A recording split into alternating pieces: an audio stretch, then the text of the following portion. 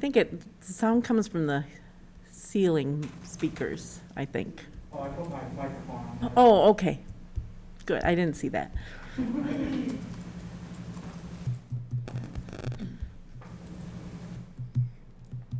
You know, we've never done this little podium thing before.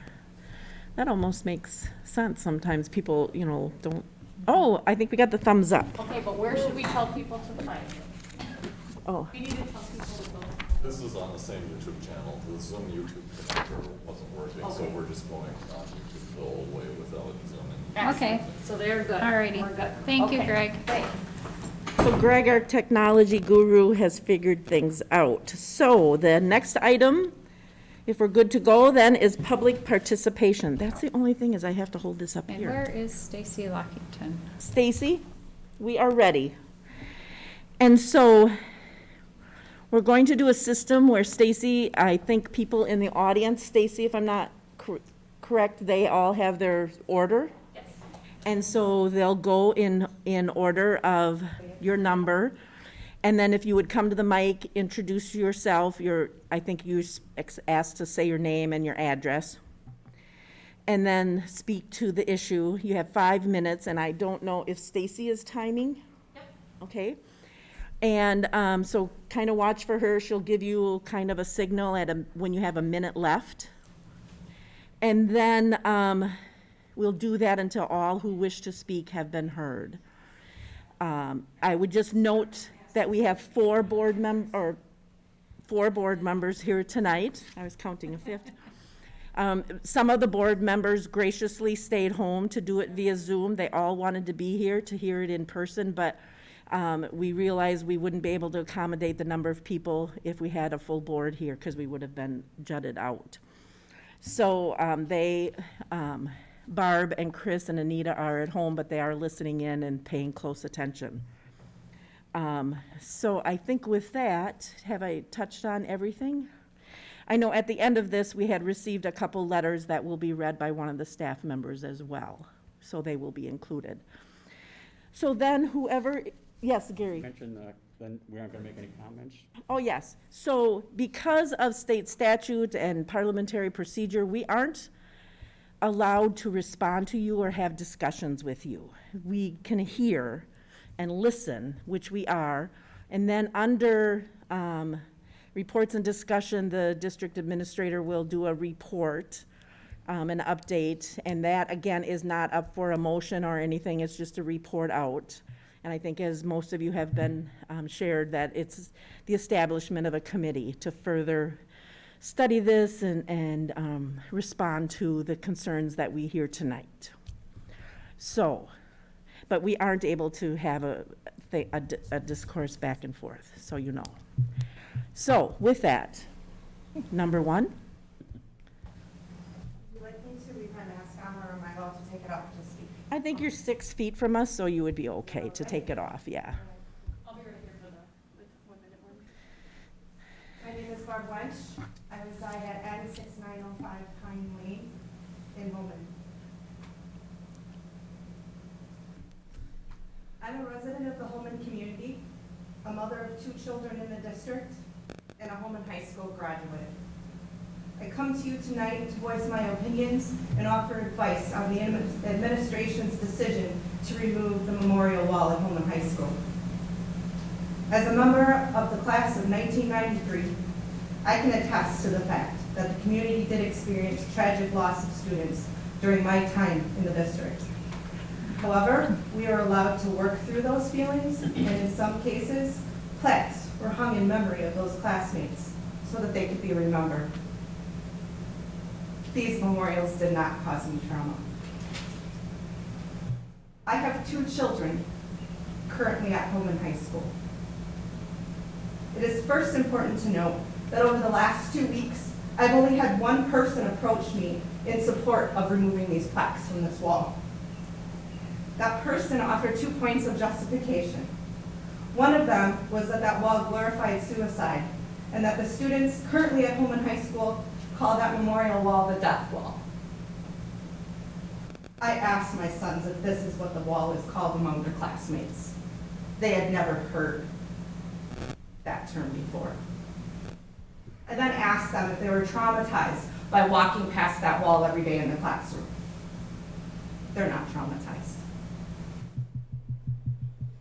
My son then offered a more concerning reaction, one that needs to be considered, but was blatantly left off the administrator's decision. What about the other memorials in the school? What about the benches in the hallway, commonly known to students as the circle of life? This then caused me to wonder, what about the memorial trees that have been planted? The plaques honoring the memory of past district employees placed on and in most of the buildings in the district. My son then asked me, Mom, what about the bench the FFA is planning on placing in the new addition in memory of Mr. Arndt? For those of you who don't know, Mr. Steve Arndt was a custodian at Holmen High School, as well as a dedicated supporter of the Holmen FFA program. The students want to honor his memory and dedication by placing a memorial to him. Is that now in jeopardy? In response to the administrator's thoughtless decision to remove the memories and in protest of an administrator assuming she knows how they feel, my sons are currently outside demonstrating in hopes that their voices are currently being heard by you, the school board. Finally, I also come to you tonight as a taxpayer and community member. According to an August 2018 article from the Northeastern University, empathy is one of the most important drivers of overall performance amongst managers. There was no empathy shown towards these families that received that letter on June 8th. Only after the administration discovered the reaction of this Holmen community did she offer her research she claimed had been used in making this decision to remove these plaques. As a responsible person, I did take the time to read those resources that were cited. Specifically, the Department of Education discussed the harm memorials placed too soon after the death of a current student. And more importantly to note, nowhere does it say not to place a wall. It does give direction and suggestions of how, when, and where to place those memorials. In regards to the wall being glamorizing the idea of suicide, I would like to note that nowhere on those plaques on that wall did it state how those classmates lost their lives. The National Association of School Psychologists also offers special considerations in the placement of memorials in schools. They offer direction, including developing a policy concerning the placement of any memorial. 20 seconds. To my knowledge, the district does not have any current policy. So, as a mother, a high school graduate, and community member, I'm asking you to allow this current wall to remain. I'm asking you to let the legacy of these students live on. I am willing to be a part of a committee to develop a policy going forward. Thank you. Thank you.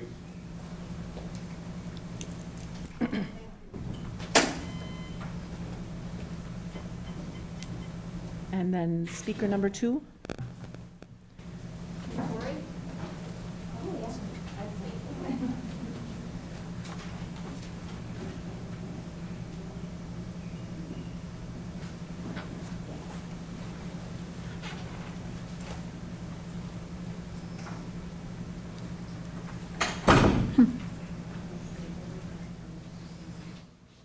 Thank you. Hi. My name is Tori Truey. I live at 406 East McHugh Street in Holmen.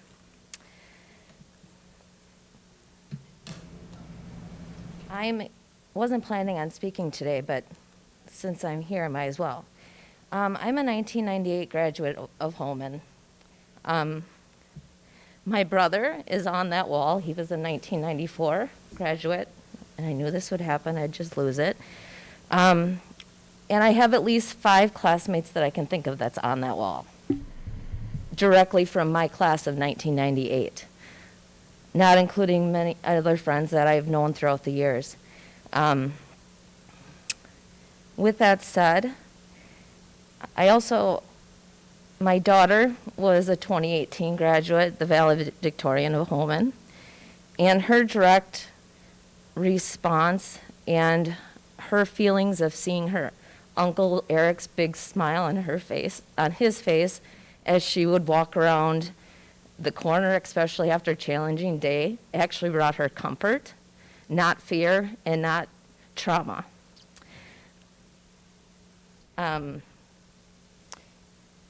These kids, especially at the high school level, are ready to talk about things that may affect them as they move on and become compassionate, sympathetic, and empathetic individuals, whether in our community or wherever they live in the world.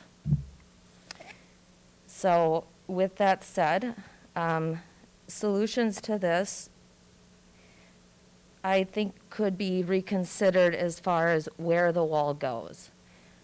Every person has a name, and every face has a name, and a name goes with that face. And it's not okay to take the pictures of all of these children's administrators, teachers that have lost their lives, that have touched so many hearts and lives of their friends. It was hard losing my brother. It was hard losing friends. But it's a fact of life. Nothing lasts forever but the earth and sky. We all know that. But they're tough conversations to have, but we all have to do it. It doesn't necessarily matter to me, in my opinion, where the wall necessarily goes, but we have a lot of walls, and by the looks of it, about twice as many as there were when I was in that school. But it needs to stay. They need to be honored.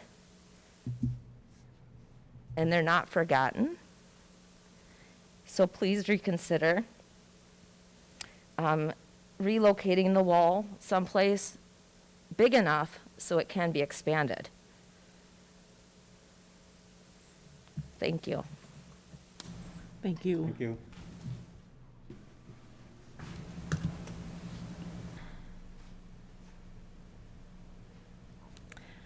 And then speaker number 3.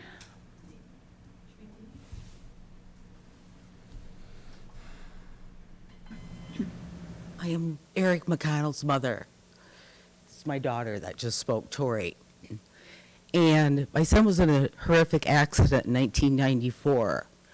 And after 20 months of comatose, we decided to let Eric be free and have a sense of dignity. Shortly after, he passed away, and it was the hell of my lifetime.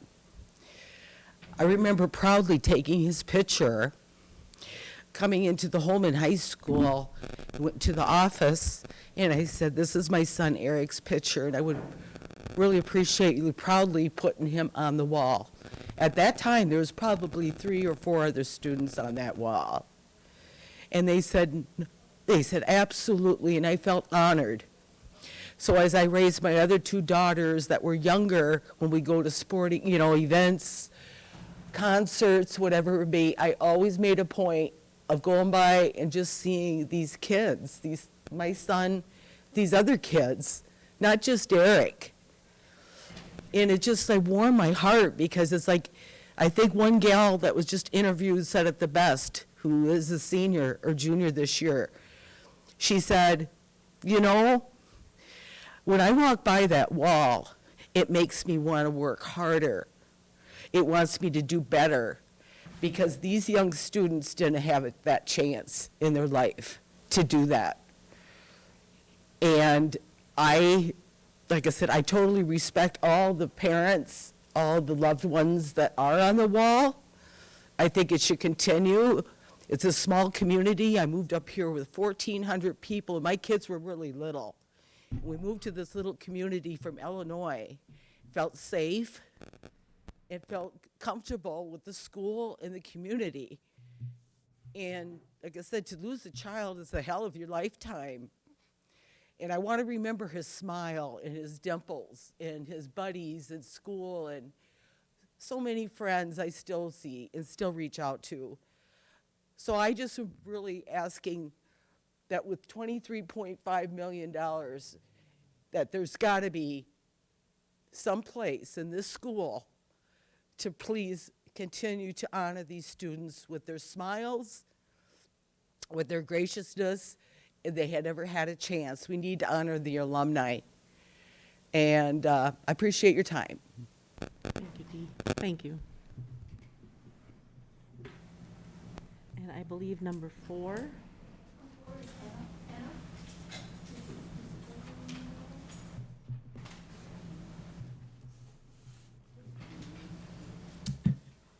I wasn't planning on speaking tonight either.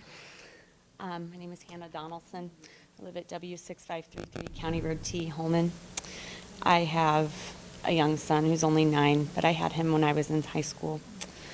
I'm here tonight to speak about the Holmen High School Memorial Wall. No matter if you are a student, alumni, faculty, or family, everyone is affected when a student loses their life. During my 4 years of high school, I can count 3 people who we lost, 3 out of 4 years of my high school career. 3 too many, 3 who never got the chance to spread their wings and grow in the world.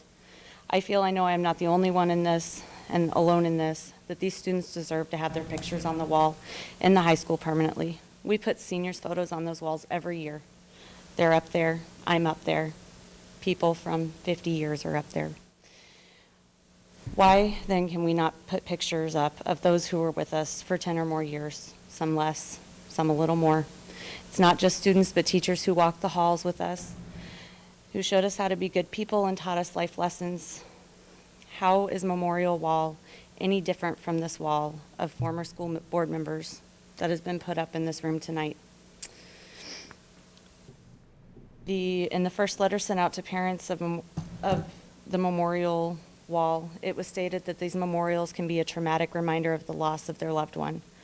There are 20-plus people, probably more, I haven't been out there in 40 minutes, that are out there who say otherwise, and many more than that who signed the petition on Facebook 2 weeks ago, petitioning to keep that memorial wall erected for future students and faculty to remind us of them and be sure they are never forgotten.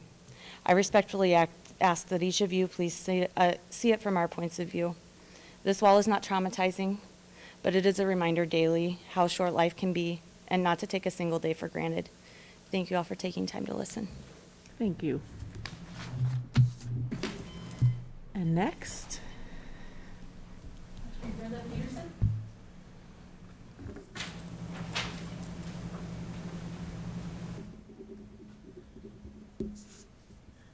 My name is Brenda Peterson.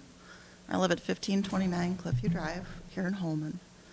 I am a former Holmen graduate. I am a former Holmen School District employee. And tonight I'm here to speak to you about the Memorial Wall. I would think that most of you would agree that our lives are about choices. Some good, which we hope we can celebrate, and some not so good, that we hope we can learn from.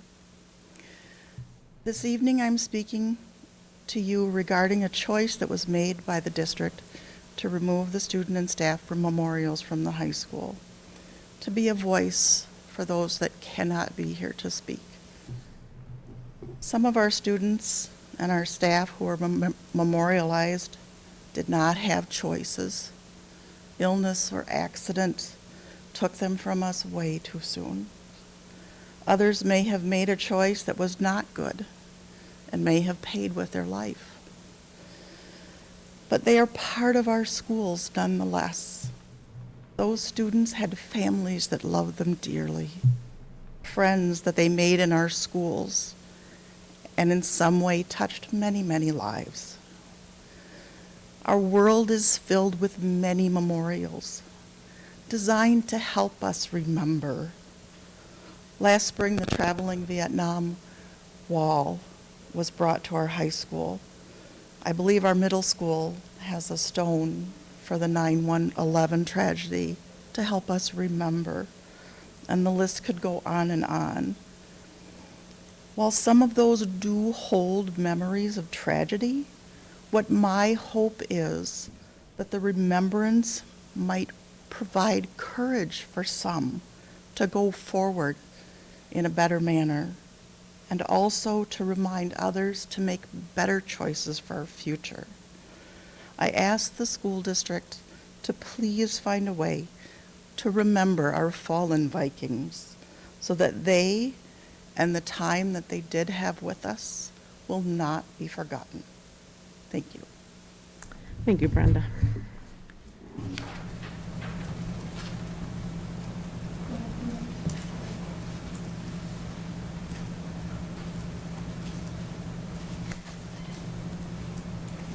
Hello, my name is Livy Papadopoulos. I live at 3111 South Pleasant Drive in Holmen, Wisconsin.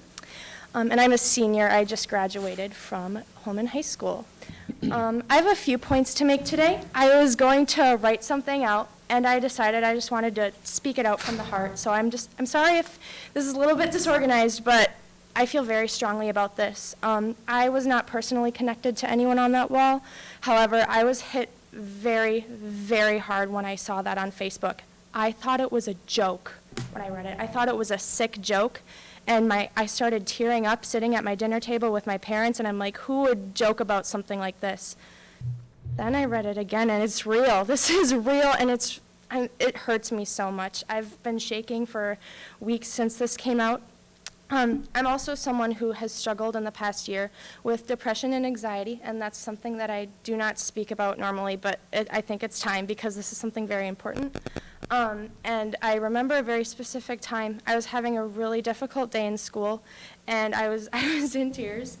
And I walked out and I stood in front of that memorial, and I looked at it, and I realized how precious and important life is. It's an inspiration. It drives me. I look at it every single day in school, and it's just such a slap in the face to send these kids away. One other thing I want you all to picture is I'm sure everybody in this room has lost someone before. Someone in my life that I lost was my grandpa when I was 5 years old. Obviously, that was a very long time ago. I turn 19 next week. However, I was very close with him, and I still miss him every single day. I actually visited him this morning in the cemetery. Imagine someone very close to you who you lost, and imagine somebody taking like a beer can and throwing it at their grave, or someone saying, you know what, it's time to build a nice sports complex right here. I think we need to tear all of this down. Sit there and imagine that for a second. It's hard, isn't it?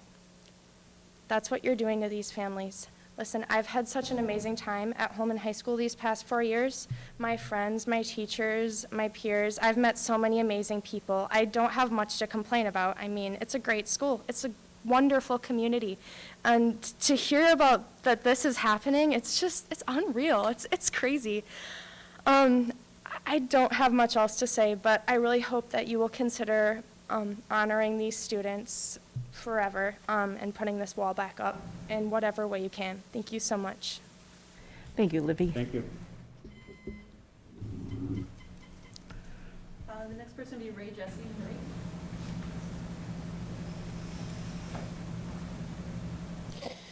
Hi, I'm Ray Jeske. My address is W8095 Forest Drive, Onalaska.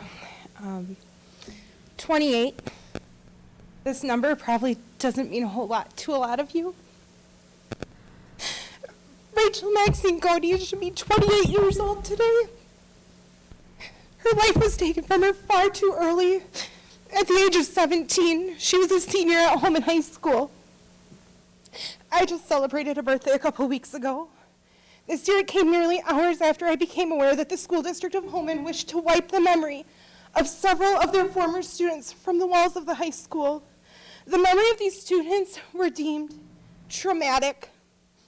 Let me be clear, the memory of the lives that these students lived is not traumatic.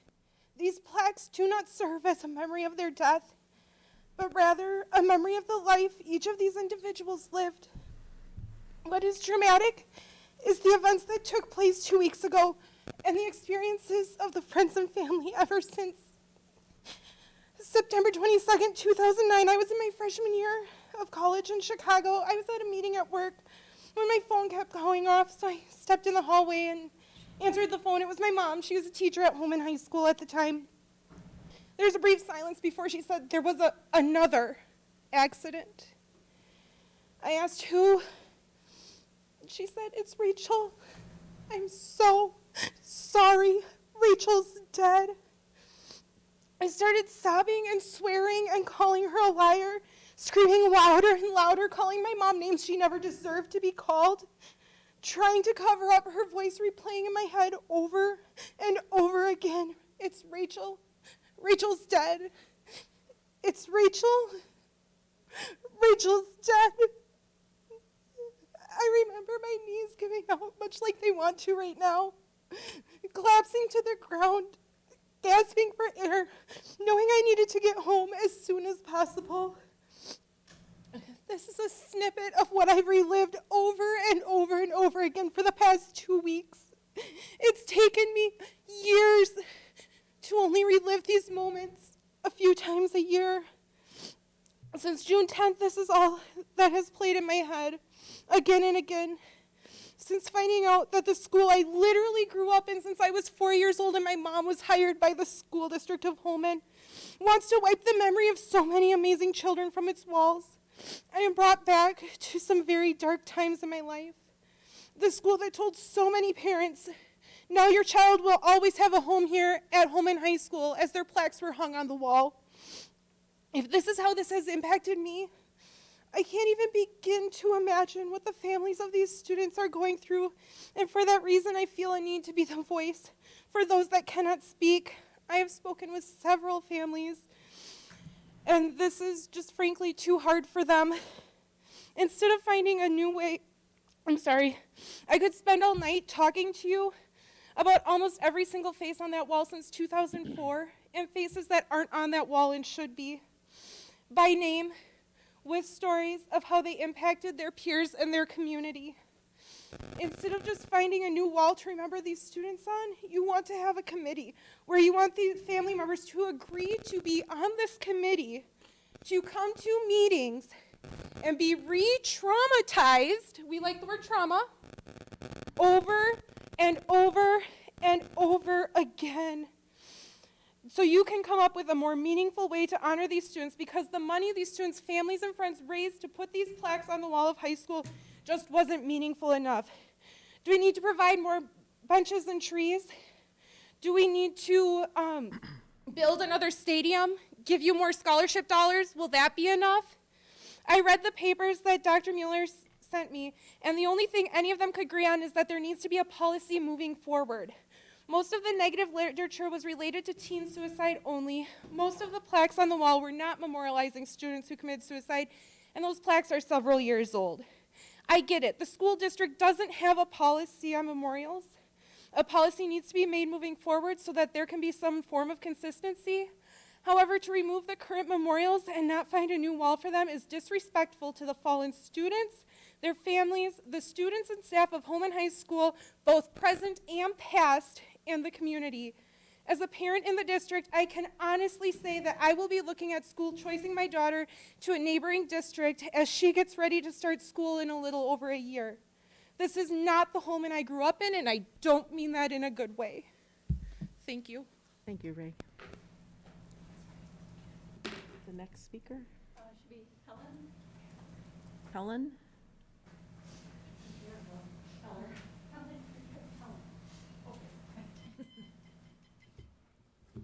And Stacy.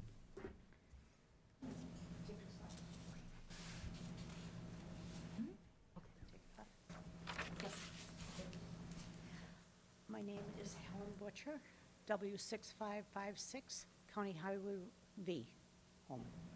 And my daughter, Jessie Butcher, class of 1994, and she was a proud Viking, and but all I wanted to say is we all experience loss, we all experience grief, and then after a while, we can look at their pictures and we remember them, and we usually smile when we see them. These kids all mattered, and there is nothing to be traumatized by them being here and then gone. They all mattered, and we remember them, and we smile. So please reconsider, and just don't do it. Thank you. Thank you. Thank you, Helen.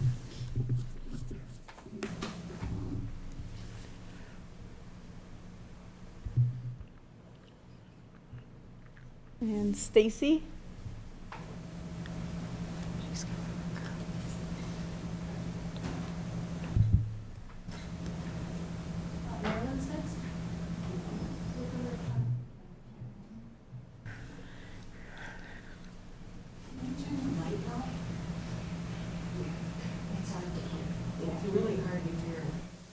Oh, do you want to have Greg Turn the come? mic up, it's hard to hear. Marilyn, if you want to step away from the mic so he can come in. Oh, it's just where it's located to the mouth. I think the key is speaking into it, is that it? Just need to speak into it. Thank Okay. you, Greg. My name is Marilyn Smethurst. You I step live- just a little closer, I don't know if you can Pardon get. me? Can you get closer to the mic, Marilyn? I don't know, thank you. My name is Marilyn Smethurst. Is that better? No, well, he's saying it is, but I don't think it is in the back. Okay, Hello. there. My name is Marilyn Smethurst. I live at N5882 Walden Court on Alaska. This is my daughter. She was 17 when she died. She went to Holmen her whole school life. She died February 23rd, 2002. When I heard about this wall coming down, I had never known it existed. I called the school to see if Jeannie had been on it. The answer was no, she had not. That was a slap in the face. I cried.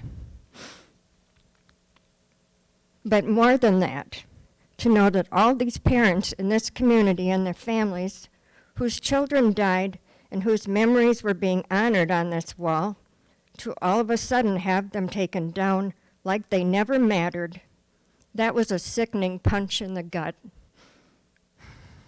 A wound was ripped open. It feels like you thought that they were disposable. Like, now, we're done with them now. You can have your pictures of your loved ones back. They didn't matter. As far as causing trauma to the students, that is such a weak excuse. If students can't walk by a memorial without being traumatized, there's a big problem there. Death is a part of life. People have been honoring their dead since the beginning of time. It's called respect. And it keeps them from being forgotten, which is a parent's worst fear once their child has died, that they will be forgotten. These kids lived their lives in these school halls. They had friends, they had dreams which were cut short. They existed, they lived, they breathed. They were loved by so many. If you have any compassion or empathy left in you, you will do the right thing and you will find another wall and put those memorials back up and include all those students who have died, all of the students who have died. These kids deserve to be honored with dignity and respect. Again, this is my daughter. She lived, she breathed. She deserves respect, along with all of these other people, the staff and the students who have died and never got to graduate and live their dreams. Her life mattered. I will never quit fighting for her. Because of your actions, our wounds are again bleeding. They never heal, but when someone rips the scabs off, it hurts like hell. Thank you. Thank you, Marilyn.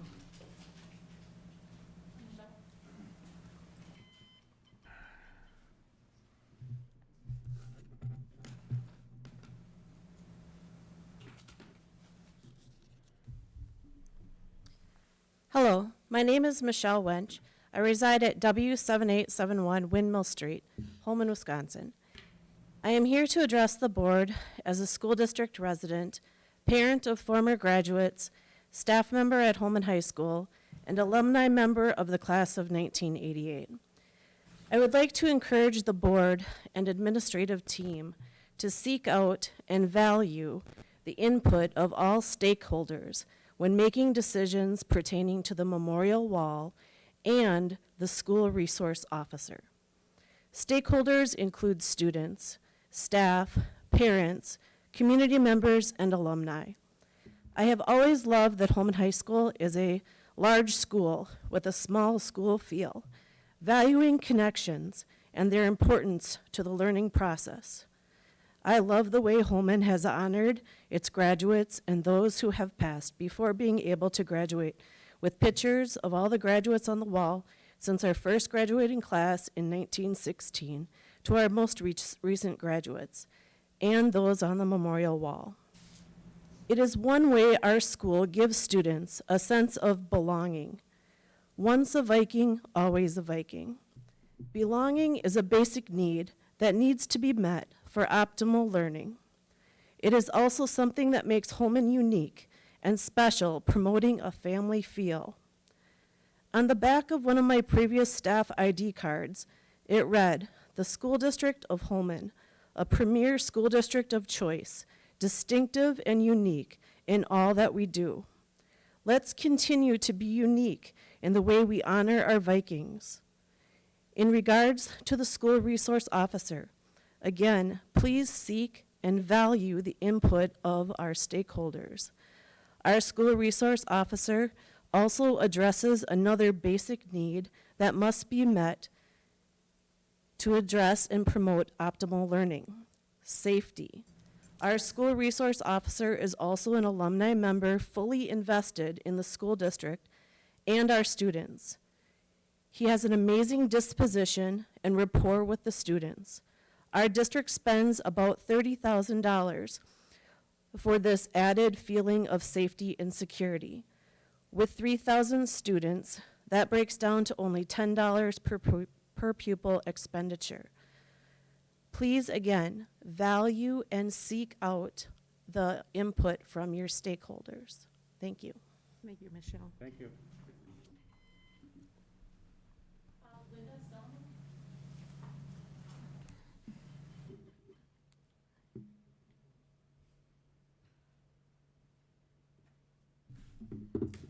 Hi, can you hear me okay? I'm Linda Stolenwork.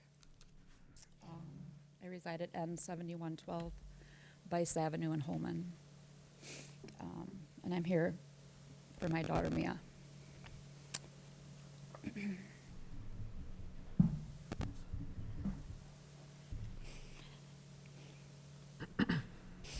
I'm here this evening to defend my daughter's memory. Sorry. This is not a battle that I wanted. It's not one that I ever expected, and it's certainly not one that I ever thought would be looked upon as an issue from the School District of Holmen. I would like to tell the story of the day that my daughter was diagnosed with a disease that took her life at the age of 15. Juvenile Huntington's disease is a degenerative, neurological disorder that swiftly and very aggressively deteriorates parts of the brain. In November of 2006, Mia was 8 years old. Our family gathered in a meeting room on the 23rd of that month at Gunderson to meet with genetics counselors, neurologists, and numerous pediatric specialty docs. Mia had been tested 2 weeks prior to this, and her results had come back. We were there for the results. Directly across the hall from us, unbeknown to myself, there was another conference room. In this conference room were Mia's teachers, principal, guidance counselor, and school psychologist. They were there to offer support and to let us know that we would not be alone in this journey that we were about to embark on with our daughter. After we were told, excuse me, after we were told that Mia did indeed have this disease and that we might have 2 to 5 years with her, we were told that we were in the best possible district for Mia, and I believed that 100%. I'm a Holmen alumni, class of 1987. Mia's 2 older siblings are graduates of Holmen High School, and now her 2 younger siblings are going into 8th grade at the middle school. I knew what a great school district we were in, and I still know that today. These were the people that had been with us since day one. As Mia continued to decline, these were the people that helped us find answers. These people became part of our family. They loved and cared about my daughter and about our family, from the transportation department that arranged her rides with a schedule that changed daily, sometimes by the minute, and let her eat 5 bags, to the nutrition services department that made Mia special meals and let her eat 5 bags of Cheetos if that's what she wanted on any given day. Not to mention her beloved teachers, who she looked forward to seeing every day and talked about incessantly. The administration welcomed me coming into classrooms and educating staff and students on Mia's disease. It was my priority that Mia stayed in school for as long as she could, because Mia always, always wanted to be in school. She loved to read, she loved art, she loved to sing in the choir, front row, pink wheelchair and all. She loved her friends. She hated math, but who doesn't? And those were her words. These were people that surrounded my daughter at Viking Elementary and the middle school and the high school. These were the people that lined an entire hallway at the hospital 2 days before she passed away to say their goodbyes. Her beloved kindergarten teacher, Mrs. Frankie, read to her her favorite Junie B. Jones book through tears, and it is a scene I will never forget. This was indeed our family. I will never forget what she said to me the night of the 5th grade bash. She said, "Mom, now I just can't wait for high school." She was always looking for the next best thing.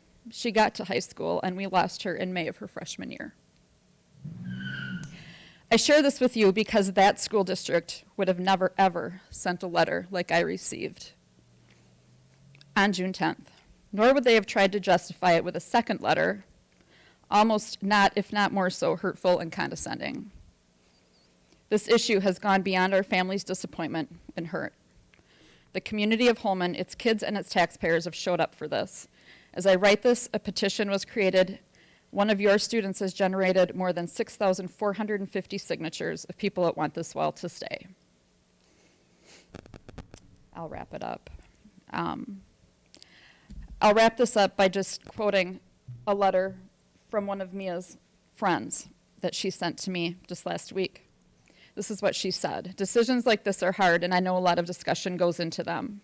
However, I'm really hoping that the School District of Holmen changes their mind, and this one because all through high school, the plaque of Mia made me smile and reminded me of an amazing friend that was taken too soon. Every time I walked past it, I saw the friend that I played with in daycare, chased boys on the playground in elementary school, and who helped make the 5th grade bash so memorable. My freshman year of high school was rough, but every time I saw Mia, she would try to wave and yell, 'Hi, Julia.' Down the hallway, it would completely turn my day around. When I saw her plaque, I saw a friend who slowly lost her ability to do everything, but never lost her joy or her personality. I would please ask that you reconsider keeping this memorial for our children, with their photos, names, and that they stay in the hallways in which they were once present. It is not traumatic, it is inspirational, and it is beautiful, just like they were to all of us when they were here. Thank you." Thank you. Thank you.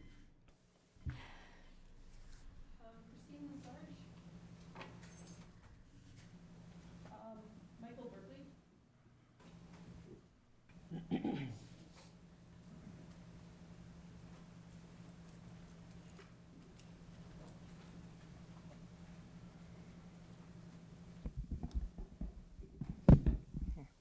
My name's Mike Berkeley. I reside at W7427 County Road Z on Alaska.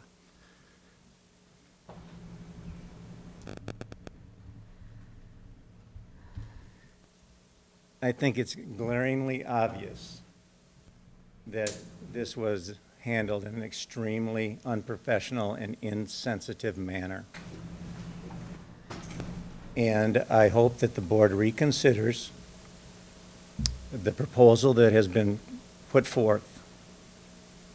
We've had 4 children go through this school, and it's affected them all.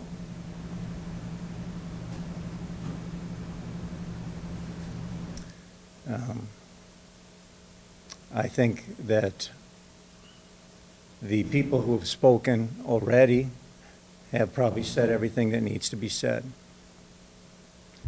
But I thank the board in its wisdom for recognizing that this didn't go over very well and that the matter should be readdressed. Thank you. Thank you. Kyle Passer. This is our last speaker too. This is our last speaker. Yes, I'm last, because I've been patient sitting through all this. My name's Kyle Patzner. I'm a Holmen resident, Holmen graduate from 2008. My wife and I live on N6138 Apple Valley Road. I apologize if I seem a little tired and scattered. I just had a baby like 2 weeks ago. And he's named after one of the people on the wall that you guys decided to take down. My wife and I moved back to Holmen because of how amazing this school was when our community was hurt in the ways that it was. I know all of you have lost someone in your life. You know how it feels. And I'm not saying because they're on the wall, it feels better. I don't think that's what anybody is saying today when we're talking about this. But that was one of the most special things, to see a community come together when someone deals with loss. When you go through loss, you feel alone. No matter how much family you have around you, you feel alone. And I think it's so cool that the school had the idea to do that. It's not like we as students begged for this. This was a generous idea that was done to help honor and help people through this. Now, my other points today are going to be about other things that I think the wall achieves, but I just wanted to start by saying how amazing it was that that was there in the first place, and how ashamed I was when I saw that letter. Literally, the reason my wife and I moved back here, only from La Crosse, it's not like we're really far away, was so that our kids could go to the school that we went to. Neither of us grew up in Holmen. We both went to here for high school, and that was about it, a little bit of middle school. And we both were astounded by what this school and this community was like compared to anywhere else we had been.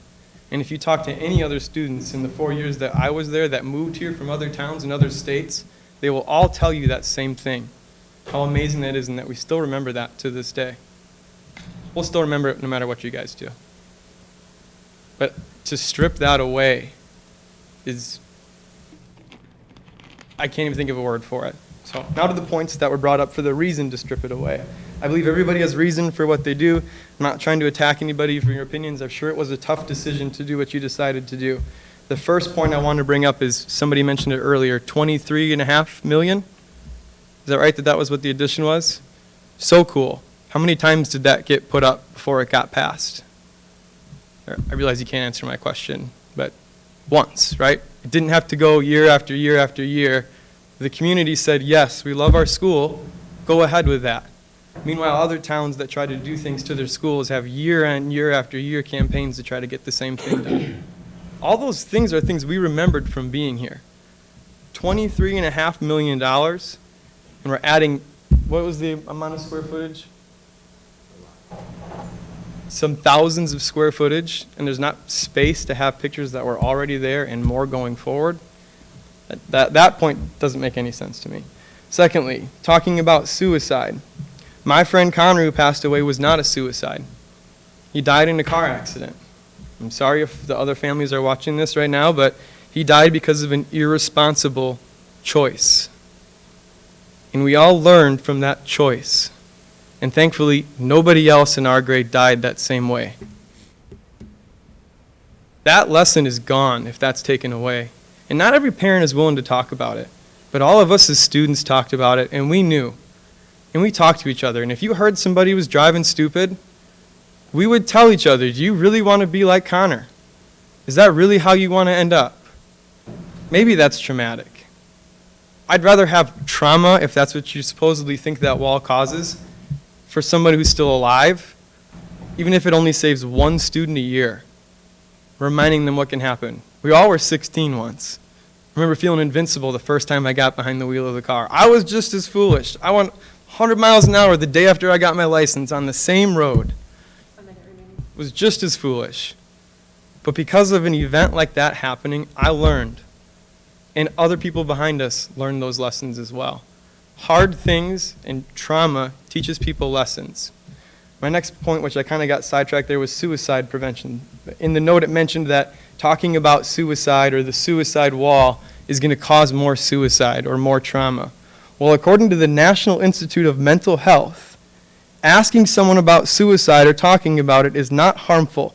It's a common myth that talking about suicide can put it in their head. This is not true, and several studies examining this concern have demonstrated that asking people about suicide and talking about the behavior does not increase such thoughts and experiences. In fact, asking someone, "Are you thinking of killing yourself?" can be the best way to lower suicide risk.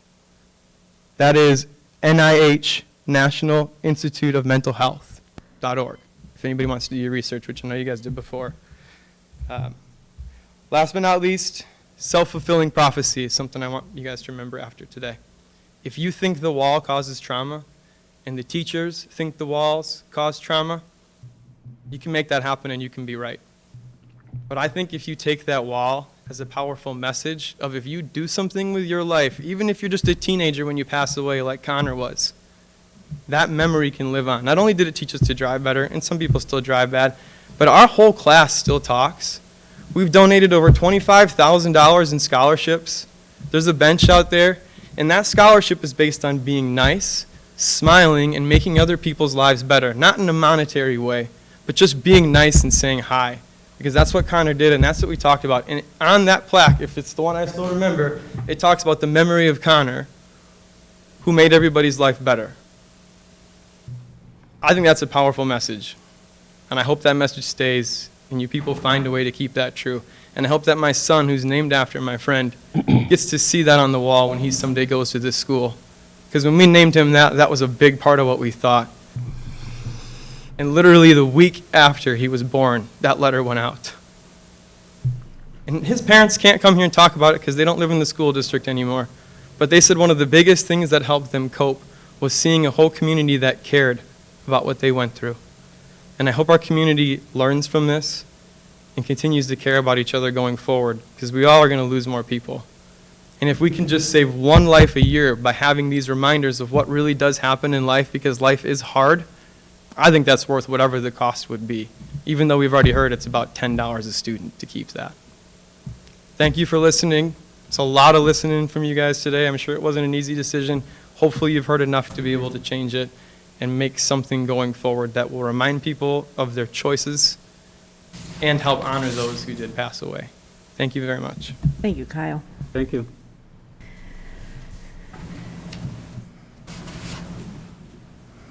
Do you want to do sanitizer before you touch the mic? I'm okay. I just need to get a drink of water, if that's okay. Yep.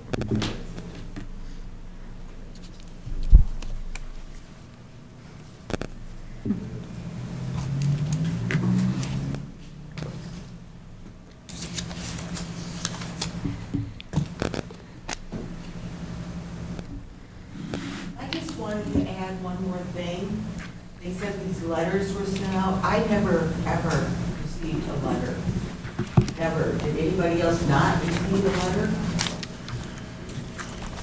I never received anything. We'll have to talk after. No, and I don't need a copy. Okay, Stacy? All right, these are the letters we received from those that couldn't be here tonight due to the pandemic. The first one, thank you for taking time to listen to my Stacy, can you pull the mic closer? Yes, thank you. Thank you for taking time to listen to my statement regarding the memorial removal in the high school. As a 1995 graduate of Holmen High School, the memorial has always meant something to me. This wall had the names and faces of people I knew and family members of my friends. It was sad to see them up there, but a place you could go to show your respect to them. Even when I go into the high school now, I will stop and pay my respects. When the current high school was built in 1994, then Principal Mr. Trigg Matheson and then Superintendent Mr. Fred Frick must have felt the plaques on the wall were important because they moved them from the old high school to the new high school. As a student, the wall was sacred. Removing the plaques and using the students as an excuse is deplorable. I've shown my own child, a fourth grade student in Holmen, those plaques and told him why they were there and why they are important. To the best of my knowledge, he has not been scarred by this. but I do acknowledge there are studies to back your claim. However, I am not sure what the removal of the plaques really have done other than cause trauma again to those of us who lived through those deaths the first time. For me, personally, it took me back to my mom asking me and my sister to the living room to tell us our friends had died in a car accident the night before. For my mom, the trauma of that scene and the image is forever burned in her memory. I read you want to make things fair for all students that have passed away while in high school or shortly thereafter. Honestly, there is nothing fair about it. Their lives were cut short, many through no fault of their own. If you wish to truly make things fair, then Empire Stadium must also come down. As you're aware, it's a memorial to James Brush's wife. Why is that off limits but the plaques aren't? While I realize you are more than likely have already made your decision, I'd like you to just take a moment and understand how this is affecting the community and your taxpayers. I voted for this referendum, but I didn't vote to remove the memorial plaques. I strongly urge you to reconsider this decision. Jamie Paw, class of 1995. The next letter. Dear school board members, administrators, and Holmen community, my name is Julie Miller, proud member of Holmen High School class of 1995, but even prouder to be sister of Amy Tangent and daughter of Jean and Myron Tangent. I'm writing this letter to discuss my sadness and thoughts with your recent decision of the memorial wall being torn down and not being replaced at the high school. Amy unexpectedly died in the middle of her junior year at HHS. The school district really embraced my family and was there for us, especially my mom, who taught for over 30 years in Holmen before her own death in 2005. After Amy's death, my parents and I set up a scholarship to recognize a graduating senior that shared some of Amy's passions of volunteering and pride in her community that I have proudly presented every year since her death over 23 plus years ago now. Every year when the banquet was held at the high school, and every time I go there now, excuse me, I have stopped by that wall, and not just to see Amy's picture, but remember some of the wonderful people we've lost throughout the years. I've shared smiles and tears while talking to my family about people that were in my life when I was younger. In the initial letter to the family members, it stated you would like to honor our former students and staff members by returning the plaques. I don't understand that comment, as you're saying that it's an honor to give us back the plaque, so it wasn't torn down and thrown away. How are you honoring the deceased people on that wall? Another thing it mentioned was memorials can be an ongoing reminder of a traumatic event and can be impossible for students to avoid. I would be interested to hear facts and stories about students or whoever that have expressed that this is causing problems for them. I've only heard positive things about it and thankfulness people feel to see throughout the years I've attended and beyond. In the reply letter posted to the district's Facebook page about outrage of all this happening, it was stated by Dr. Mueller that the wall is not a true representation of all students that have died at HHS, and she wants to be equal to all students. This sounds like a cop-out, and that it just isn't personally wanted. I wish there was honesty, because using excuses like this really belittles our family members' memories.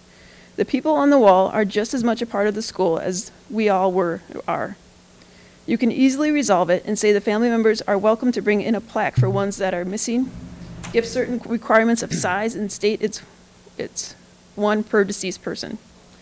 And finally, in Dr. Mueller's final letter posted on Facebook, it states, as we move forward, we hope to find more meaningful way to honor loved ones. Seriously, this again sounds very superior and that no one's opinion matters but hers. I mentioned in the district's phone call to me that I don't know if you addressed this with the community, but I know it wasn't addressed with me and other family members. I feel this was a bad error in judgment that no consultation with anyone was done. It sounds like the work of a few people and not wanting to listen to the community of people that matter. The School District of Holmen isn't just administrators, it is the students, past, present, and future, parents, faculty, staff members, and the community of Holmen. Decisions need to be made in the best interest of everyone, not just with what a few think. Taking my own personal feelings out of the mix, looking at the many positive posts about this online, letters and calls being sent to the district and school, and the over 6,000 plus signatures on the online petition seems to support the need to have this wall. Why is it something that can't be done? What is it hurting? We need and deserve honest and accurate answers to this. I kindly ask to reconsider putting the memorials back. The students that are on the wall deserve to be represented in the school as much as those that have their senior pictures up there. Thank you for taking the time to listen to my letter. I appreciate your time. Much hopefulness for your considerations. Julie Miller, very proud big sister of Amy Tangent. And then the final letter I have.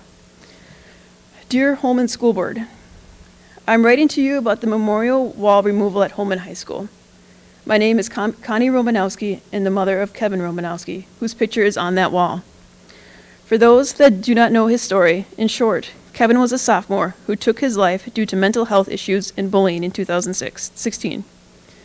When I received this letter from the School District of Holmen, I found the letter to be disrespectful and heartless to those that have passed, as well as to the families, friends, and community. The statement that was offered in the letter was not one of every student matters, but the same message that was in the school 4 years ago. I'm sorry it happened and let's move on. The only time I found comfort in the school is when my daughter spoke at the show choir event, at graduation, when his graduating class was taken a moment of silence for Kevin, and when balloons were released. The memorials are not an ongoing reminder of a traumatic event. These students and staff members are still a part of the school. Each one of them was just not able to continue with life for one reason or another. I have been told numerous times when they walk by Kevin's picture, it reminds them to be kind. I have also heard the wall reminds them that life is precious and helps them continue to move forward. I understand there are issues with the location of the current memorial wall. I believe if we work together, we can find a solution that both sides will be happy with. Here are some possible solutions. 1, relocate the memorial wall to another location at the high school. 2, if the birth-death date is an issue, remove the dates. 3, if the removal of the memorial wall is state mandated, make smaller plaques or graduation-sized pictures of the student with their name on it and place the picture by their graduating class picture. Every faculty and student who touched a life in the Holmen School District matters. We are not worried that our loved ones will be forgotten without the wall, but for the same reason, some teach history to learn from the actions and mistakes of those that passed before us. Those people are reminding us to take care of ourselves. The Holmen School District has another opportunity for others to learn the messages our loved ones died to teach others, and I hope the school district will reconsider their initial decision. Regards, Connie Romanowski. Okay, thank you so very much. I think that concludes our public participation. So then moving on to District Administrator's report. Dr. Mueller? Yes. Yeah, I have to switch gears for this part of my report and that. Today, guidance was released from the DPI in regards to the reopening of schools this fall. So we are working in collaboration with other county districts within our county and evaluating all scenarios. In meeting the needs of all the families in the School District of Holmen, the option of a full virtual learning experience is in the development. Pending approval from the board of the involved school districts, the Cooley Region Virtual Academy would be a full-time online experience for students in kindergarten through 8th grade, proposed as a consortium of Holmen, Onalaska, West Salem, and La Crosse school districts. Taught by highly qualified teachers from La Crosse County District, students would engage in a rigorous, state-of-the-art curriculum in a distance learning environment. Students who would have the option to enroll in this virtual academy would remain members of their resident school district, allowing them to maintain a sense of community and belonging in the resident schools. It's an entirely online experience regardless of the type of instruction being delivered in the district. If in the district we have face-to-face, blended, or remote due to closures or restrictions, offering an alternative to families who are seeking a consistent full online experience. So just wanted to let families know that that's going to possibly be one of the options moving forward, because I know a lot of families with the current environment are wondering if that would be a possibility. So. Okay, any questions for Dr. Mueller? Okay, then moving on to reports and discussion memorials. Dr. Mueller has a report. Yeah, so the School District of Holmen has been developing and updating the Comprehensive School Safety Plan since 2015. In 2017, Act 143 came about and required the district to conduct an annual school safety assessment and submit a school safety plan. This plan includes a section on response and recovery, which guides how we respond to tragic events. At that time, we discovered the district did not have a policy or consistent practice or procedure for memorials. We did learn there were a number of ways that families have remembered a loved one, including planting trees, memorial benches, a memorial garden, memorial rocks, plaques, time capsules, and the memorial wall in the high school. We continue to learn of other memorials throughout the district. As construction approached, we used the response and recovery section of the comprehensive school safety plan to guide the recent decision. Part of the construction preparation included removing items from the wall in the construction area, including those walls that were scheduled to be taken down. At this time, we also started to gather information on the individuals recognized and honored on the memorial wall, of which there was no central data. In an attempt to inform individuals that we had information on about the wall being taken down and the removal of the items, we sent the letters so that they would not hear about it secondhand. We recognize the approach to informing these families could have been done more sensitive. Therefore, we reached out to have conversations with the families to listen. We also had individuals reach out to us to share their thoughts. The information shared will help guide us as we move forward towards policy development and future decisions. We learned through this that there were many inconsistencies with how individuals are memorialized in our district. For example, those were recognized on the wall included current attending students along with some past alumni with different means and sizes. We found there were individuals never included. As a result of these conversations and listening to the many voices who reached out through calls and emails, the administrative team recommends the establishment of a board committee to discuss how to appropriately and meaningfully recognize individuals who pass. The committee would consist of current students, staff, alumni, parents, administration, board members, and community members, including representatives of those who have lost a loved one on the wall. So that is the report on that topic. Any questions?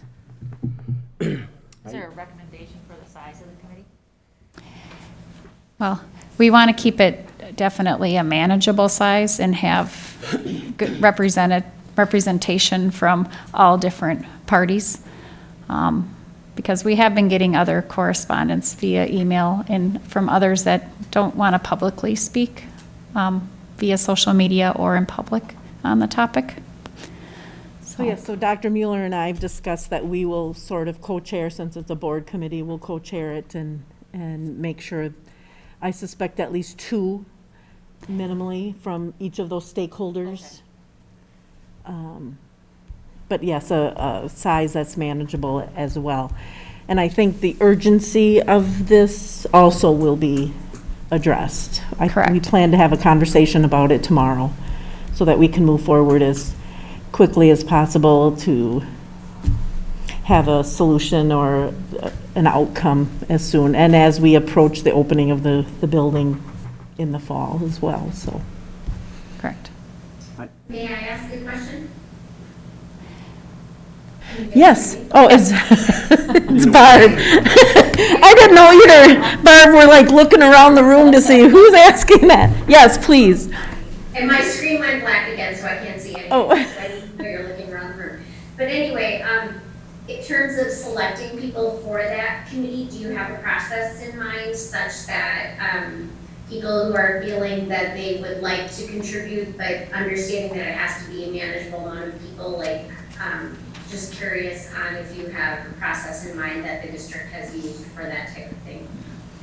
So for our board committees, I suspect we would do it similar to that we would express and share with the community that we have a committee if people are interested, you know, to please submit a statement about their interest for the committee.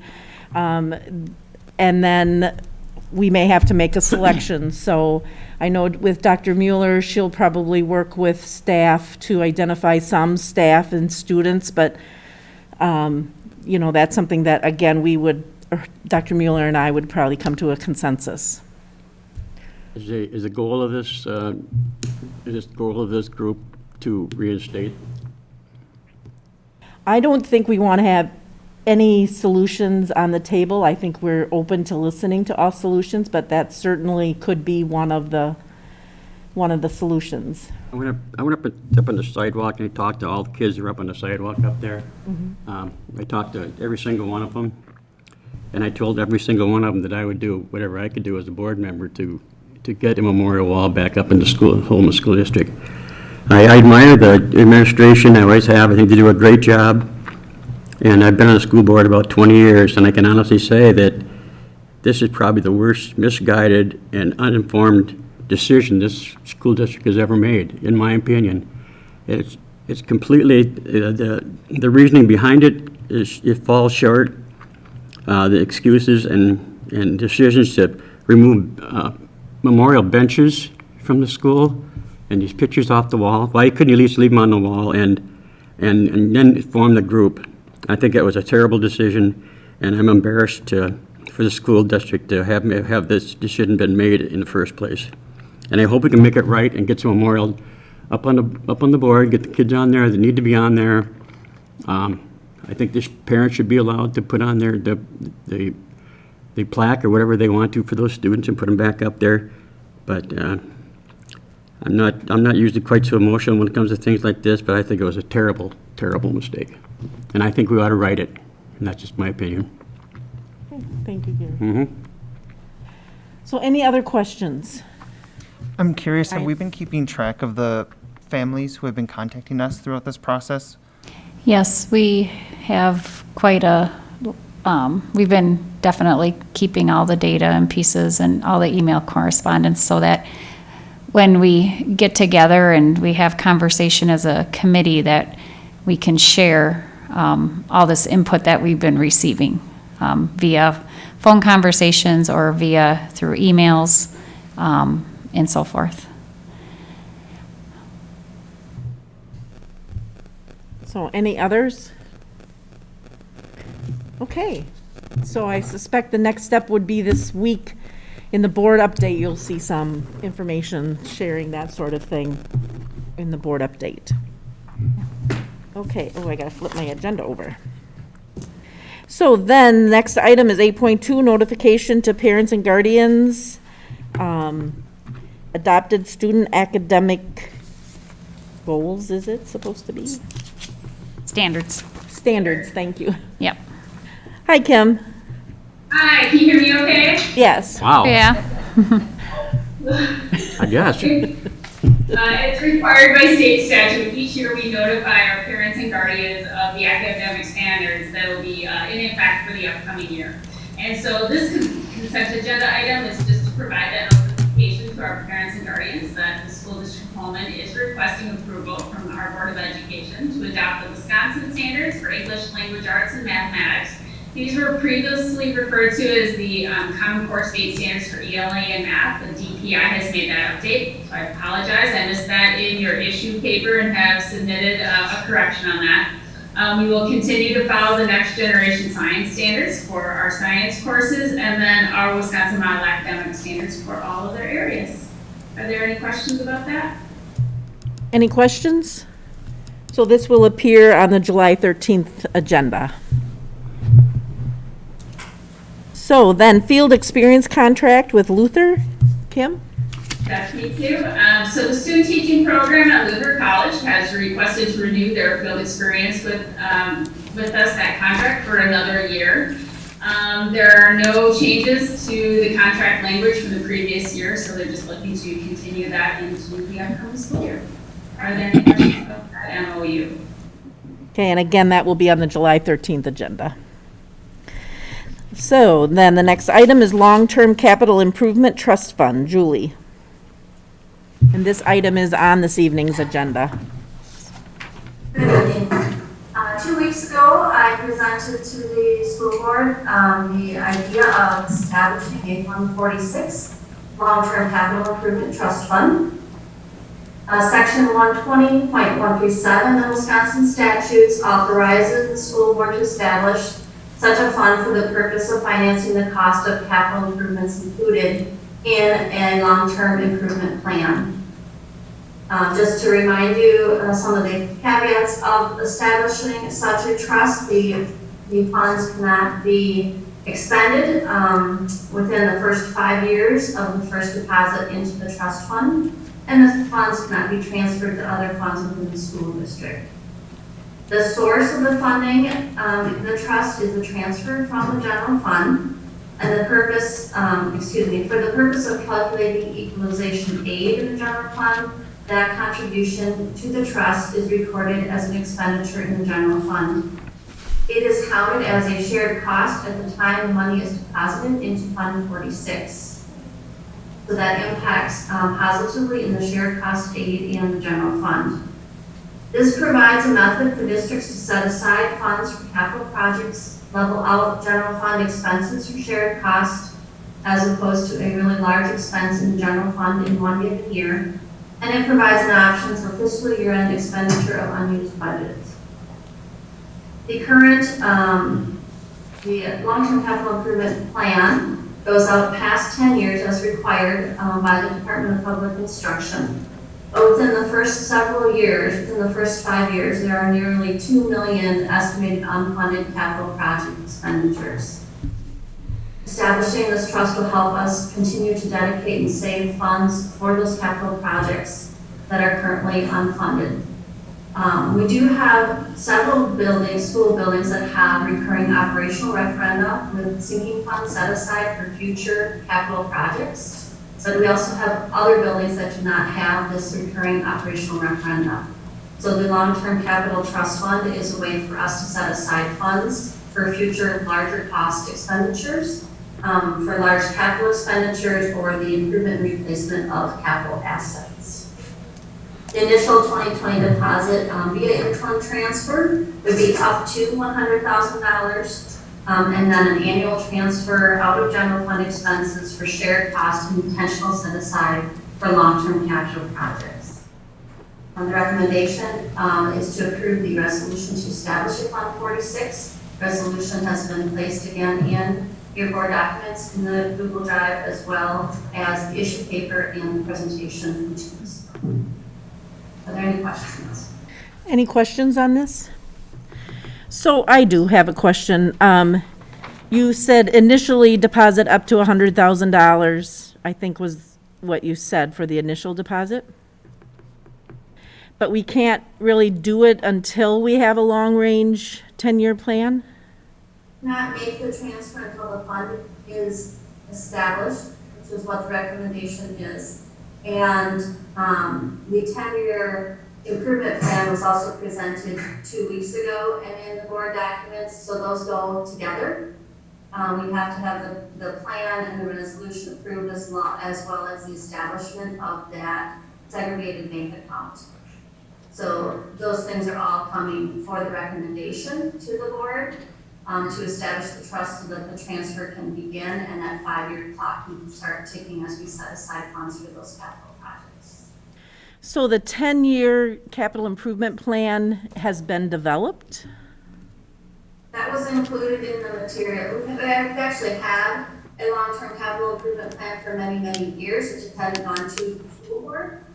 In the past, it's gone to buildings and grounds, and for example, the facilities committee. So for example, there was a number of things on that improvement plan that we actually were able to check off with the high school addition and remodel project.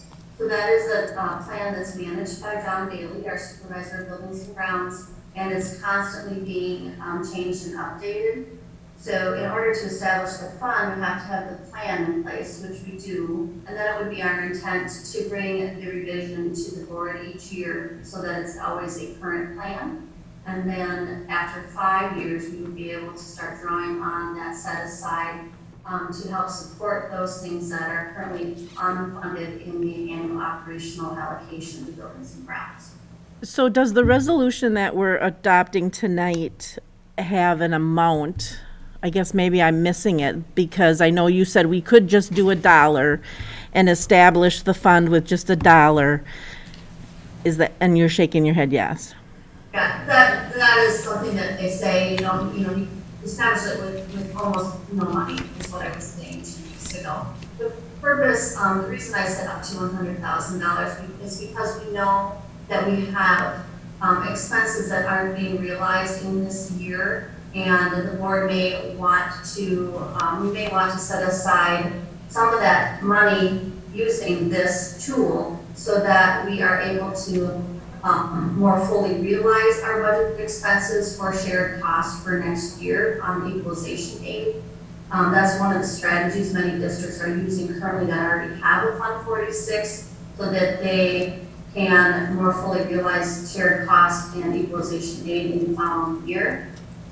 We also, of course, as you know, are quite concerned in decisions that may be made at the Department of Revenue and the legislature in regards to a potential budget repair bill.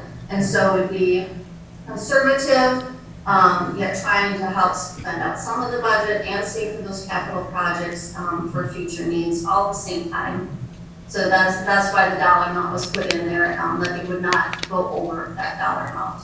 And then in the future, because we can't use this tool for 5 years, as far as offsetting other expenses in the operational fund, but in the future, for example, if we needed the dollars in Fund 10 operating costs, we could look at the Fund 46 to support the facility capital improvement projects in that year if we needed to reallocate general fund dollars for other purposes. I guess that's just my concern is that with everything so unclear at this point in time, if we put those dollars aside, we can't utilize them for other areas where we're told we don't know what might happen next year. And if we put aside a large pool of money, well, there's some benefits to that. There's also that it's restricted. We can only use it for X, Y, and Z, and we may want to use it for A, and we're not able to. So that would be my only concern, is that the dollar amount come back to the board when we, and we would approve that when we have a better idea about what is going on statewide. So, thank you. Just clarify, the trust can be established with very little money as long as the bank allows a minimal amount. I'm currently in conversations with our bank regarding that. I have not gotten the minimal amount from them. But the trust could be established through resolution, and then the transfer could be made at a later date. And when the deposit is made is when the clock would start ticking for that first 5 years. So if the board is more comfortable in waiting in the actual deposit amount, then that is okay. It just won't start the clock for that 5-year period of being able to access the dollars. Okay, thank you. So, Julie, sorry, can I ask? yes, yep. So, Julie, looking at the long-term capital improvements plan, when we put it in Fund 46, are we able to just say capital improvements, or do you have to specifically say like middle school roof? Right, so it has to have a location, a description, an estimated dollar amount of current cost, because we don't know exactly what it's going to cost, obviously, when we get to the project. But it is specific in what needs to be identified within the plan. Okay. And within John Daly's document, it does identify location, project, estimated year of completion, funding source. It goes above and beyond what's actually required of the plan in order for, that's his tool to try to keep things organized and prioritize things. Obviously, some things come up faster than anticipated, and other things get pushed off and continue to get repaired longer and longer. I think the important thing for the board to recognize, though, is that there's many millions of dollars of capital improvements on the list for the next 10 plus years, and there isn't an annual operating source setting aside to meet those needs. And again, these are some buildings, some places, not all. Obviously, we knocked off a lot with the generous community voting for the referendum for the high school addition in Rema. But there are other projects that you can see on the list that are just gonna come due, and there isn't annual operational or sinking funds set aside to do the regular operations plus some really large ticket items to maintain our facilities and our buildings. Thank you. Thank you. And then moving on to the fund balance designations. I'm gonna share my screen, I hope, here.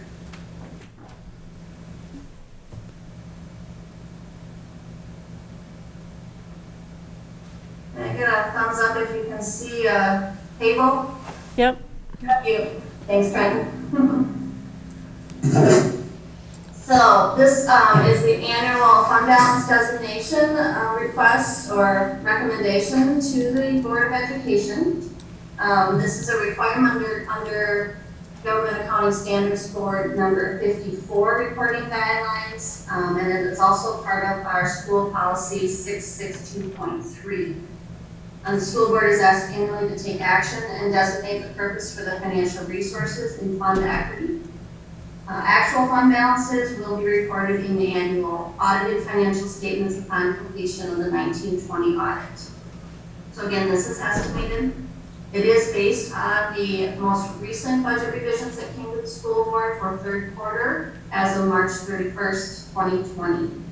The balances for Funds 10, which is general operations, Funds 21, which is our special projects and gifts accounts, Fund 42 is our capital projects budget for the high school addition and remodel, Fund 50 is school nutrition services, and Fund 72 is scholarships, and Fund 80 is community services.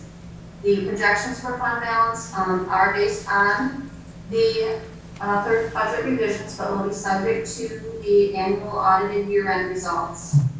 One exception to the third quarter revisions is the debt service fund. You recall we recently did some refunding in the spring of the 2009 B series bonds, which primarily supported the building construction of Prairie Elementary. So we refunded those bonds for interest savings and term savings on the year that will be matured. So the debt service fund balance has been updated to reflect that refunding, and if you do recall, at that time we used around $611,000 of debt service fund balance reserves towards the refunding of that debt. So that does draw down the fund balance in Fund 39. So I'll just go through the table that's on the screen. The general fund is split into 5 different non-spendable and spendable fund balances. The restricted, estimated at $1.524 million, is our sinking fund balance. I just mentioned that in the presentation for Fund 46.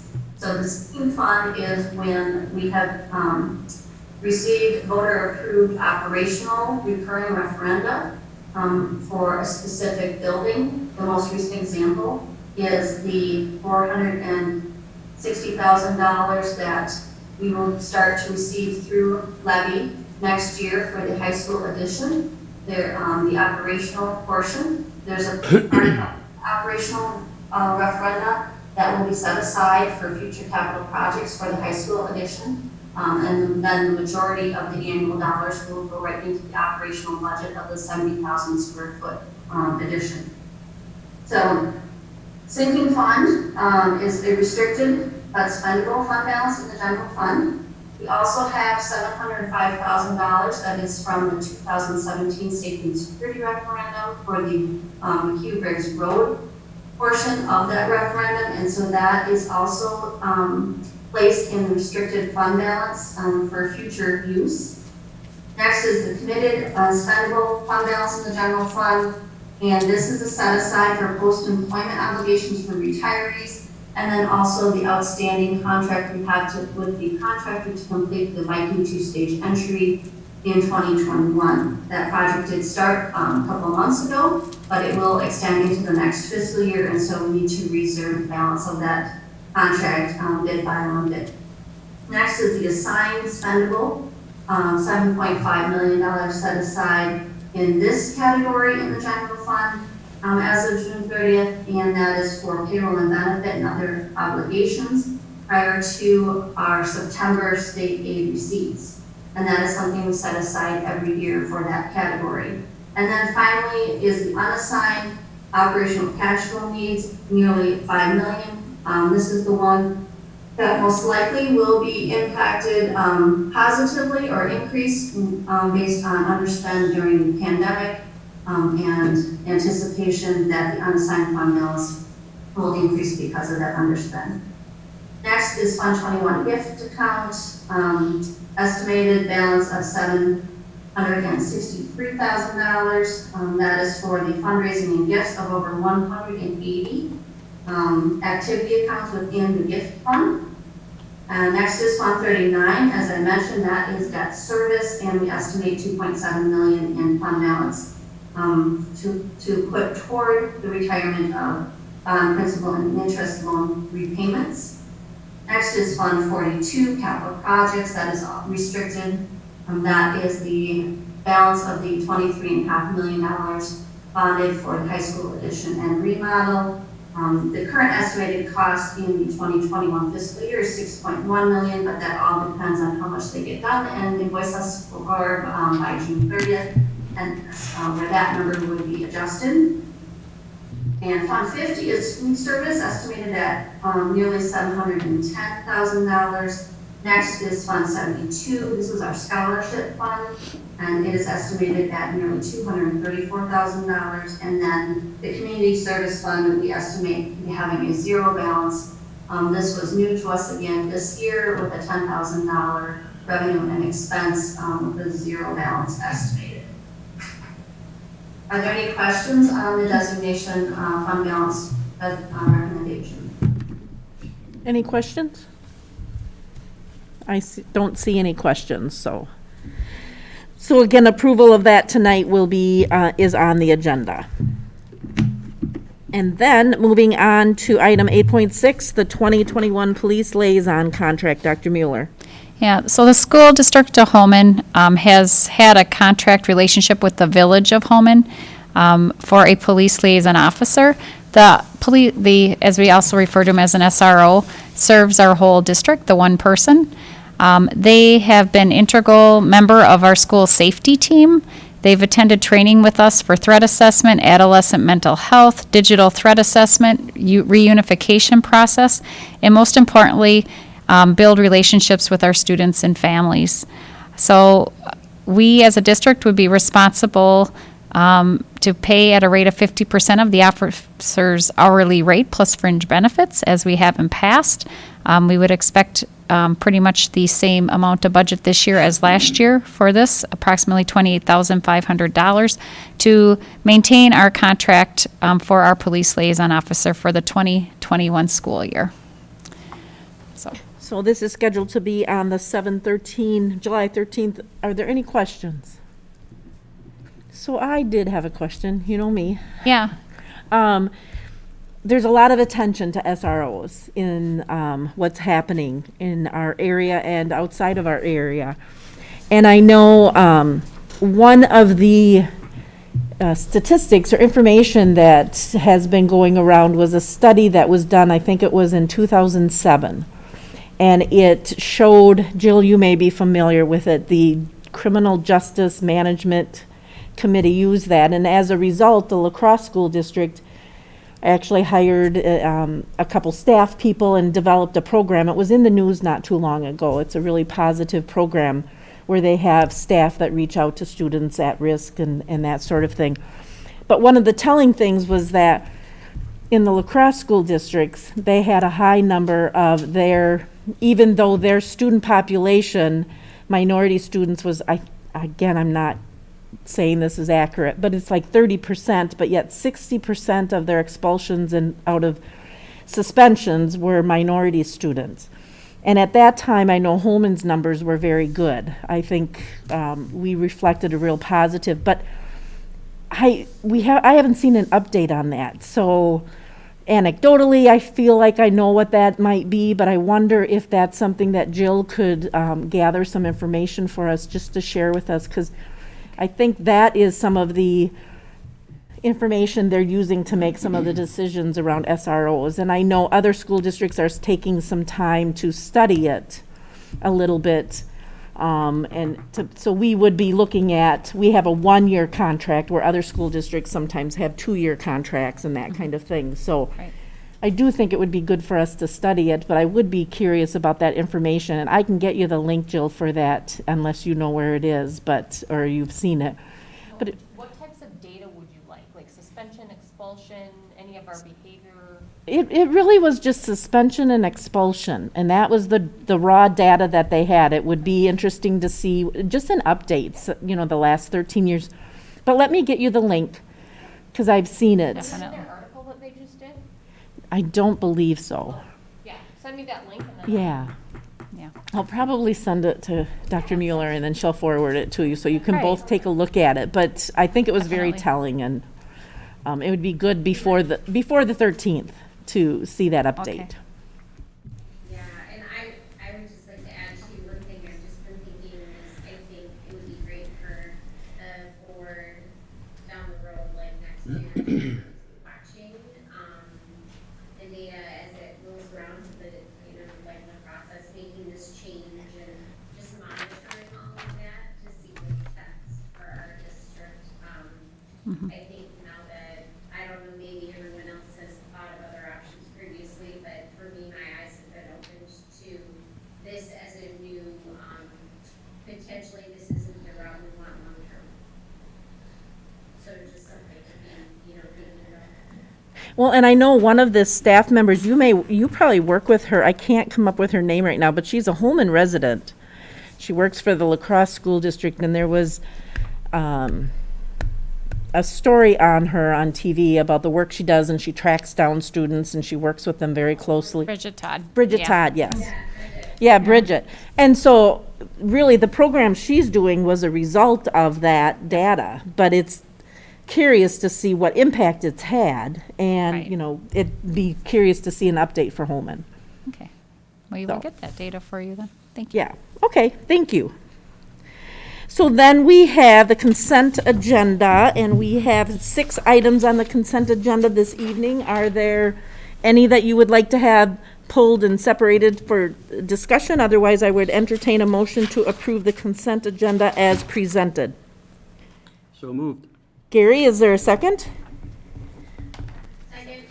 Second, Barb. Any discussion? Seeing none, all those in favor of approving the consent agenda as presented, please signify by saying aye. Aye. Opposed, nay. Motion carries. Then we'll move on to board reports and discussions, yes, so I will call on board members for any comments that you might have, and I will start with Rebecca. Just thank you to all the people that came out tonight to voice their opinion, excellent speakers, and I have 100% confidence in the committee that will be formed to make the right decision for our district. So thanks, everybody. Thank you, Rebecca. Barb Wetstein, do you have anything? Yeah, and just thank you also, and thank you to those who wrote letters as well, and thank you to Stacy for reading on their behalf. Thank you, Barb. Brian Wopat? I'd like to thank all those who provided feedback in this process. I know it hasn't been easy for everyone, and I'm confident that the committee will make the right decision. I would recommend that we take a deep look into reestablishing some sort of wall memorial for our students. Thank you. And then Trenton? Yeah, first off, I do want to thank everyone that came in and spoke today, as I think it's crucial that we have the community back, because this doesn't seem, in my opinion, was very disgraceful and insensitive towards all the others that passed away and had their lives taken early. And school is not only, and especially high school, sure you learn about like language and math equations and things like that, but high school is also used to teach future adults like about life and lessons. And if we always shy away from the hard topics to speak about, that we're missing as a school district. And I haven't heard once before in the past throughout my career in high school, never heard a student talking bad about the wall or like negative emotions about the wall. It's a place of respect, inspiration, honor, and memory of those that were taken before graduation. I just think, yeah, it was not a great decision. I didn't think we should move forward with it. Okay, thank you very much, Trenton. Then moving on, Gary Dunlap. I'd just like to thank all the speakers that spoke. Heart went out to all the people that spoke that had children that passed. I was very emotional. And there was a lot of emotion and on Facebook and social media there was some real hot emotions, and I understand that completely. Like, I think the kids are up protesting out there. They did a nice job out there. They were very civil and very polite. And had a nice talk with all of them.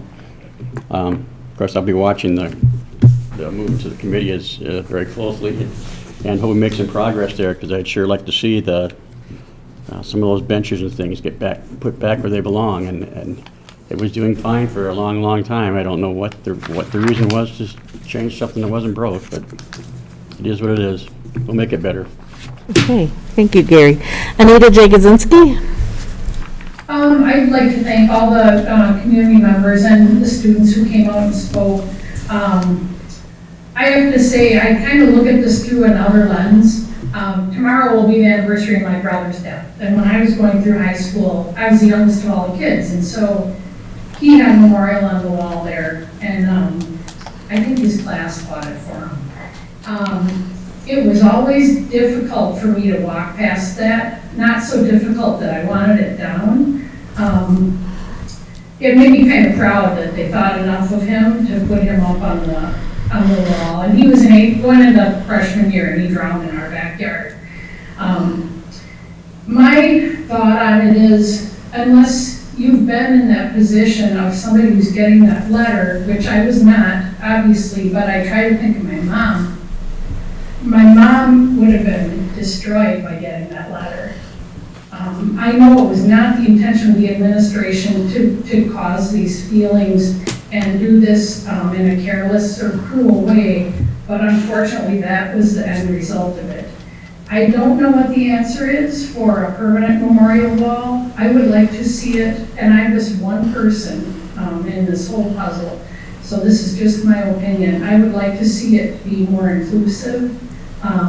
There are students that we missed. I have a neighbor whose son was up there. I have another neighbor whose child was not up there. There should be some parameters so that it is fair to everyone. And parents who can't afford a memorial don't have to, wish they could afford one, but their child is not on the wall, or if it even is a wall, I don't know. I would like to get some feedback. I would love to be on that committee if we need a board member. But it's difficult. I can't imagine how they felt, and even some of the kids up there that I knew on that wall at Holmen High School that my kids knew. I give everybody a lot of credit. I know the administration's heart is in the right place. I know the community members want what's best to memorialize kids who will always be part of our community. We're a small community, and there may be evidence, studies on trauma-based thoughts about the trauma that it might cause and things, but in the end, they're a face that people knew, and they're someone's child. And that was always my mom's biggest wish, that she wanted to make sure that no one ever forgot my brother. So I think that hurt those parents who got those letters, because it's like, you're forgetting that I have a child here. So that's just my thought. I want us all to come to an agreement all together and get some good ideas with input from everyone. So that's all I have. Thank you. Thank you, Anita. Chris Lau. Chris, you're hard to hear. I don't know if it's just a tiny bit. I don't know. Can Greg turn up the speakers a little bit? Okay. So if you can speak into your computer as close as possible, your mic. That's a little better, but.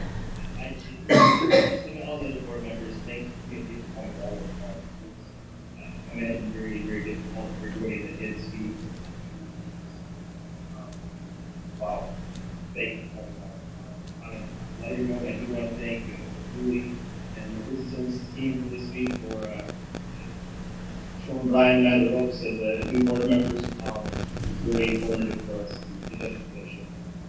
Thank you. Okay, thank you. Well, and thanks to the people who reached out. I know, in addition to the people this evening, many of us have received emails and seen comments, and I think we're listening and we're hearing, and that's, I think, as a result of that, we have a lot to be proud of the school district, and someone else said that tonight, and I think we need to remember that. But when we mess up, I think we are quick to admit it, and that is a positive.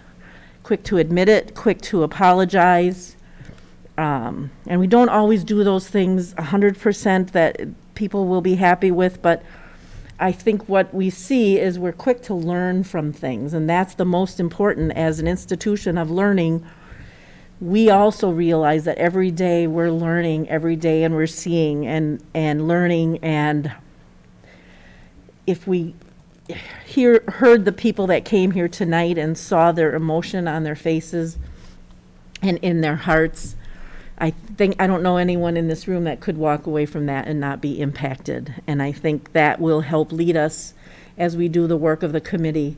And certainly the committee, anything, you'll be getting updates, but also the work of the committee will be coming back to the board before any decisions are made and that sort of thing. It kind of is how committees work here. I want to say one thing I think Dr. Mueller and I have learned is policies matter. And the lack of a policy, something to guide us in this decision-making. So as we look forward to that, and I know we have our board committees, and we talk about that all the time, about our board committees, and they may oftentimes seem like a lot of work. But this is a prime example of where a board committee that had existed could have really helped. And so I'm kind of that Robert's Rules committee person, and this is just another one of those examples where it could have really helped us out. And I know that as a result of the committee, policy work will also be part of that probably. So it's not just a matter of wall or no wall, other memorial, no memorial. It's going to be all of those things, to have those conversations, this committee to have some input on the future of these sorts of things. We have a tree at Evergreen for Jess. And I remember when I asked about it, people were just happy to do it, and so kind and so thoughtful, and wanted to make sure that was in a nice place and that kind of thing, the location, all of that. And I remember thinking, wow, that was easy. But as I reflect on it, you know, as we put trees and have to dig trees up or move trees in construction, there's a lot of things that a policy, again, can help us in the future. So again, if we can take anything from this, that's probably the first and foremost. And then the empathy word, when that came up, I think it's sometimes we just have to remember that, and be kind and all of those things. Again, what was shared with us by the people that came forward, I could repeat everything they said because it all rang true to me. So yeah, I will, just to let the board know, though, that you will be informed about committees, the meetings, and the minutes, and those kind of things, and we'll bring it back to this board as we work through these things. Has an apology been put forward to the public? You mentioned apology. Yes, there's a couple letters where an apology was stated. I don't know if it always registers, though, because of some of the hurt that was happening at the same time, but so then the next item's July 13th is our next board meeting. July 25th, graduation. What that will look like, I'm hoping we're in orange or yellow by then again, but July 27th, my anniversary, is our last meeting in July. So, and I would just note August 5th is the CISA meeting, and again, we don't know what that will look like. Anita, if you would read the motion for the closed session. Be it resolved that the Board of Education hereby moves to adjourn into closed session pursuant to Wisconsin statute 19.851C, considering employment, promotion, compensation, or performance evaluation data of any public employee over which the governmental body has jurisdiction or exercises responsibility. In this case, analysis of individual district positions, including contract terms and compensation. Is there a second? Is there a second? Second. Second. Okay, I think Gary got that one. Anita, would you do the roll call, please? Yep, Rebecca Reber. Here. Barb Wetstein. Yes. Brian Wopat. Yes. Gary Dunlap. Yes. Cheryl Hancock. Yes. Myself, yes, and Chris Lau. Yes. Okay, I should ask for those here, I know Brian has to recuse himself, but are you okay to stay? Yeah, I'm okay to stay. Okay. Do we have to do something with our phones though? Yeah, we're gonna have to get on our Yeah, I have fingerphone. to go upstairs, so. So we will go out and get on that new link, and we'll be here in about 3 or 4 minutes. Thank you.